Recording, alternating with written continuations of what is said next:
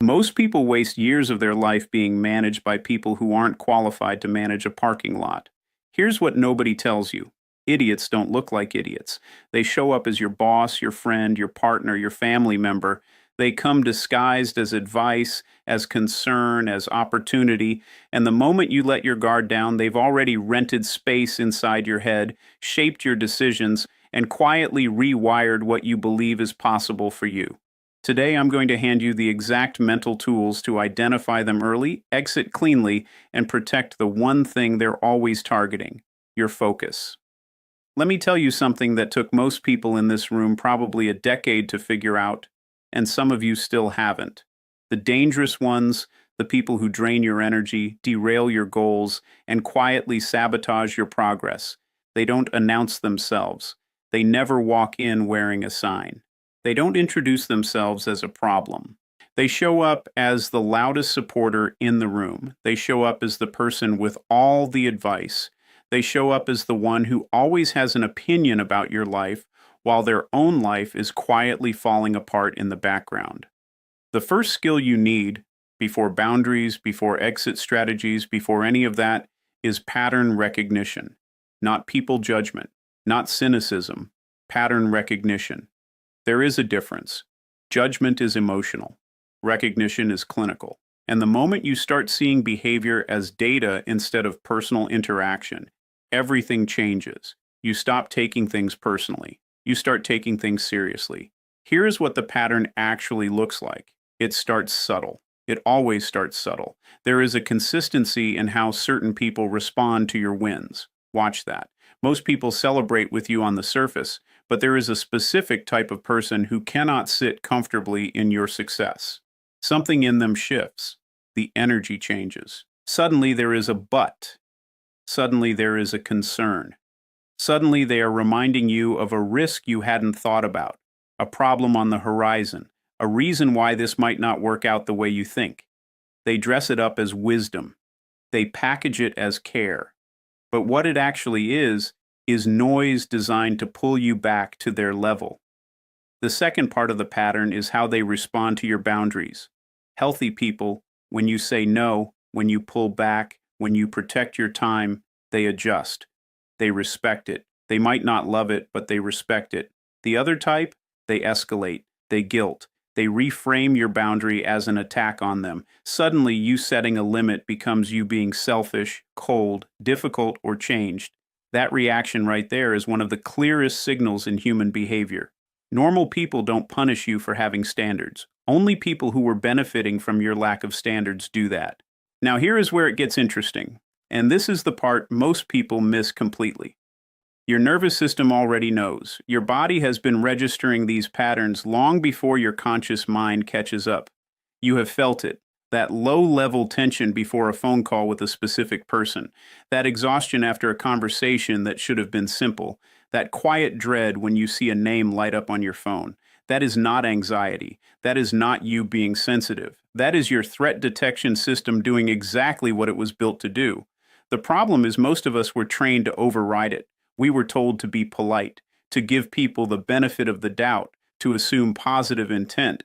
And while that sounds emotionally mature, what it actually does in practice is train you to ignore your own intelligence. Pattern recognition means you start trusting that intelligence again. It means you stop requiring a dramatic event, a betrayal, a blow-up before you give yourself permission to protect yourself. You don't need proof beyond a reasonable doubt. You need a consistent pattern of behavior that costs you something: your peace, your time, your momentum, your clarity. The moment you see that pattern repeating, that is your data. That is your signal. The people who never get better at this are the ones who keep waiting for the other person to change. They keep extending grace, keep giving chances, keep believing that this time will be different. And here is what Chase Hughes would tell you straight. You are not a rehabilitation center. You are not responsible for someone else's self-awareness. Your job is not to fix the pattern. Your job is to recognize it fast enough that it never gets deep enough to cost you something you cannot get back. There is a war happening right now, and most people don't even know they're in it. It's not loud, it's not dramatic. It doesn't show up on the news. It happens in the quiet moments of your day. in conversations that go nowhere, in decisions you keep second guessing, in the mental loops that run at 2 in the morning when you should be sleeping. The war is for your attention. And the frightening part is that most of the people stealing it from you don't even know they're doing it. They're not evil. They're not plotting against you. They're just unconscious. And unconscious people in your life are expensive. Your mental bandwidth is not unlimited. Every neuroscientist, every performance researcher, every behavioral psychologist will tell you the same thing. The human brain has a finite capacity for high-quality thinking in a given day. That capacity is your most valuable resource, more valuable than your money, more valuable than your time, because money can be made back. Time is debatable. But the quality of your thinking, your ability to solve problems, make decisions, create, build, and move forward, that runs on a fuel that drains fast and restores slowly. And the wrong people in your life are running that tank empty before you even start your day. Here is how it actually happens. It doesn't happen in one big dramatic moment. It happens in accumulation. It's the text message that pulls you out of deep focus. It's the conversation that plants a seed of doubt about a decision you already made. It's the person who brings you their chaos disguised as a need for advice, downloads their anxiety into your mind, and then walks away feeling lighter while you sit there carrying something that was never yours to carry. Each one of those interactions costs you something neurologically.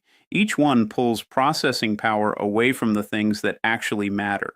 And when you add them up across a day, across a week, across a year, you start to understand why some people feel like they're always busy but never actually moving forward. The people who drain your bandwidth fall into recognizable categories. There is the crisis manufacturer, the person whose life is always on fire, always urgent, always requiring your immediate emotional response. There is the doubt installer, the one who doesn't attack your ideas directly, but asks just enough questions to make you feel uncertain about what you were perfectly clear on 5 minutes ago. There is the circular talker, the person who brings you the same problem repeatedly, never applies anything you offer, and somehow always leaves the conversation needing more from you. Each of these types operates differently on the surface but accomplishes the same thing underneath. They consume your mental resources without generating any return. What makes this dangerous is that most of us were wired to be responsive.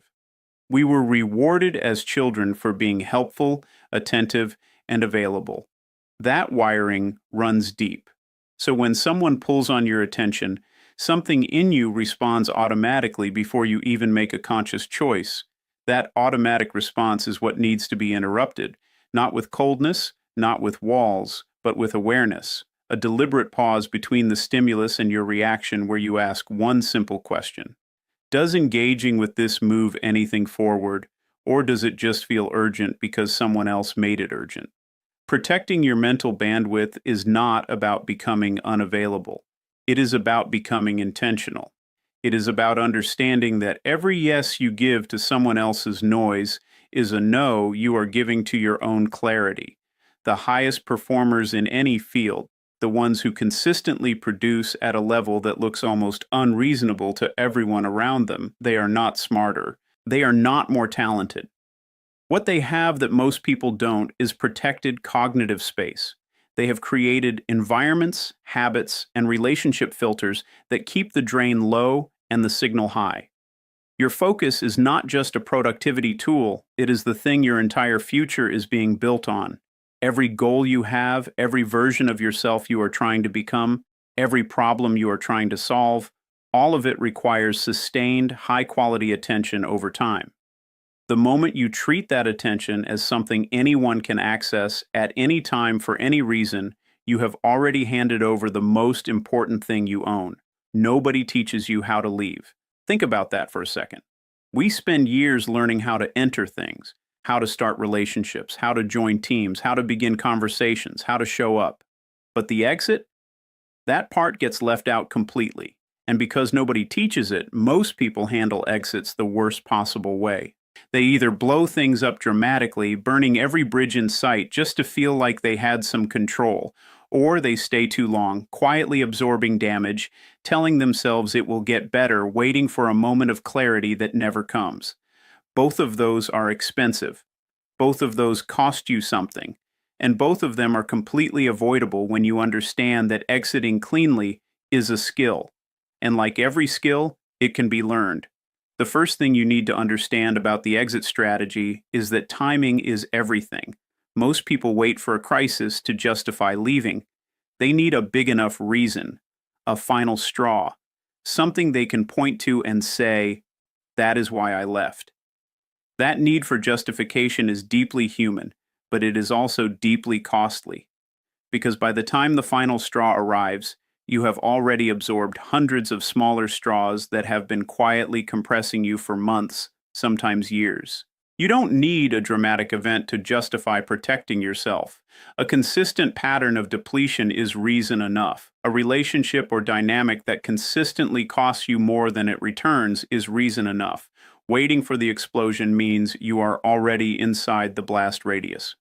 The second thing you need to understand is that most people make exits emotional when they should make them structural.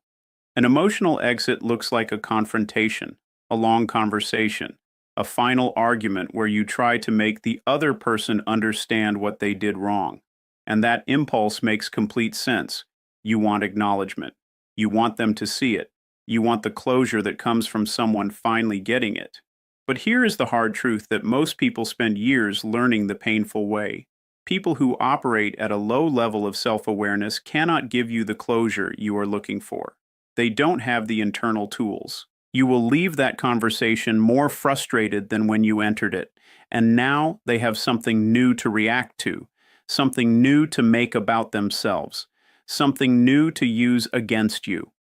A structural exit is different. A structural exit means you quietly, deliberately, and without announcement begin reducing access. You stop volunteering information, you become less available without making your unavailability a statement. You respond slower, engage shorter, invest less, not out of anger, not out of punishment, but out of simple resource management. You are redirecting your energy toward things that actually generate a return. The beauty of a structural exit is that it requires no confrontation, no explanation, and no permission. You do not need the other person to agree that you should leave. You do not need them to understand. You just need to move. Now here is where most people trip up even when they understand all of this. The guilt. That quiet voice that says you are being cold, you are being unfair, you are abandoning someone who needs you. That voice is not your conscience. That voice is your conditioning. It is years of being rewarded for selflessness and penalized for boundaries talking. Real conscience protects everyone, including yourself. Conditioning tells you that your comfort, your peace, and your growth are less important than someone else's access to you. Learning to tell the difference between those two voices is one of the most important things you will ever do. The exit strategy is also about what you are exiting toward, not just what you are exiting from. Every clean exit creates space. Space in your schedule, space in your mental bandwidth, space in your emotional capacity, and that space is not empty. It is potential. It is room for something better, something aligned, something that actually matches the direction you are trying to move in. The people who exit cleanly and deliberately don't just lose a drain, they gain acceleration. They suddenly find themselves moving faster, thinking clearer, feeling lighter in a way they didn't even realize was possible because they had been carrying that weight for so long it started to feel like their natural state. The most powerful boundaries are the ones nobody ever sees coming. That sounds counterintuitive at first because most of what we hear about boundaries is loud. It is the conversation, the declaration, the moment where you sit someone down and explain what you will and will not tolerate. And while that approach has its place, it also has a fatal flaw. The moment you announce a boundary to a low awareness person, you have handed them a map.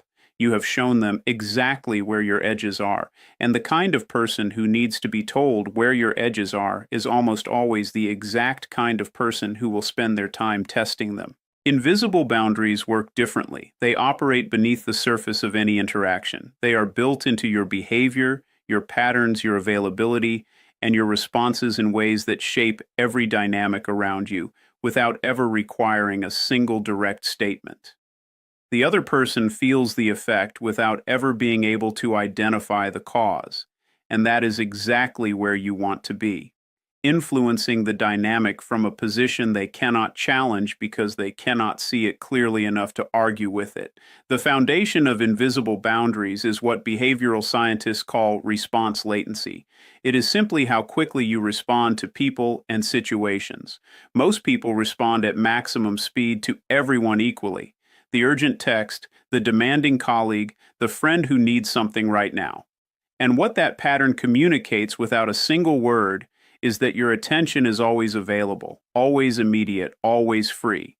When you begin varying your response latency deliberately and selectively, faster with people who respect your time, slower with people who consume it, you start sending signals that reshape how people approach you without ever having a direct conversation about it. They calibrate to you without knowing they are doing it.